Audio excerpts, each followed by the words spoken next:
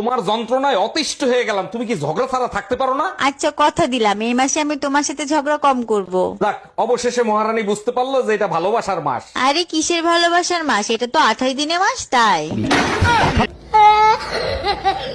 সেই কখন থেকে দেখতেছি তুমি বেল্ট নিয়ে কি গবেষণা করতেছো? বেল্ট আর বিবাহিত পুরুষের ভিতর দারুণ একটা মিল আছে। তাই নাকি? বেল্ট আর বিবাহিত পুরুষের মধ্যে কি মিল খুঁজে পাইলা? বেল্টে ছিদ্র তো অনেকগুলো থাকে, কিন্তু ব্যবহার একটাই করতে হয়। এই কই, তুমি পানি গরম করছো? গোসল করতে যাবো। সকাল থেকে কারেন্ট নাই, গ্যাস নাই, কেমনে পানি গরম করব? আচ্ছা থাক, দরকার নাই, আজকে ঠান্ডা পানি দিয়েই গোসল করি। তুমি এক কাজ করো, পানিতে গরম মশলা মিলাও, তাইলে পানি গরম হয়ে যাবে। এই টুম্পা, রিমোটে কাজ করে না, নষ্ট হয়ে গেছে নাকি? আরে না, নষ্ট হয় না, হাতের উপরে 3টা বাড়ি মারো, দেখবে ঠিকই চলবে।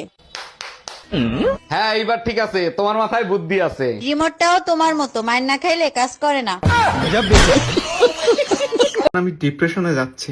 এই রাত্রেবেলা কোথাও যাওয়া লাগবে না, চুপচাপ ঘরে বসো।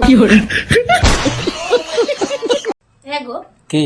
আমি বলতেছিলি আমাকে মারার জন্য যদি তোমাকে 1 কোটি টাকা দিতে আমাকে মারি দিবি নাকি? না তো, এমনটা হতে পারে কি? ক্যাশ যদি না হতো না, আমি তোমাকে ফ্রি মারি দিতি। তোমাকে আমি কতবার বলেছি একটু চালাক হও, একটু চালাক হও। এই যুগে চালাক না হলে চলে? তোমাকে তো যখন তখন যে কেউ বোকা বানিয়ে চলে যাচ্ছে। তা শুরুটা তো তোমার বাবাই করিল। তুমি যে 2-3টা ছেলে মেয়ে পয়দা দিছো, ওগুলো কি একটাও মানুষের জাত হইছে? সব দোষ আমাকে দিচ্ছ কেন? তোমার কোনো দোষ নাই। 1 মিনিট, আমার দোষ দিচ্ছ কেন? পয়দা তো দিছো তুমি। তুমি যে জিনিস কুরিয়ার করছো আমি সেই জিনিস ডেলিভারি দিছি, তাহলে দোষটা কার? আচ্ছা ভাবি, আপনি তো বিয়া করছেন, আমি বিয়া করবো, আমার একটা কথা বোঝানছে। আচ্ছা কি কথা? বিয়া করলে বউ বেশি সুখ পায় না জামাই বেশি সুখ পায়? এটা বুঝছ না? না ভাবি, বুঝি না। তাইলে এক কাম কর, তোর আঙ্গুলটা দিয়ে কানটা খুঁজা। আচ্ছা খুঁচাইলাম পরে?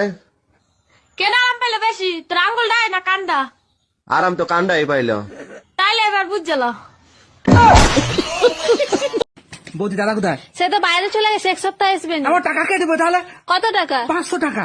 রাতে এসে দিচ্ছি। রাতে চেয়েছবো, আবার ঘর যেতে হবে অনেক দূর। হয়ে যাবে। এটাও ঠিক, কিন্তু আমি একা ঘুমাতে পারিনি। আমাদের সীমার সঙ্গে শুয়ে পড়বে। সীমাটা কে বৌদি?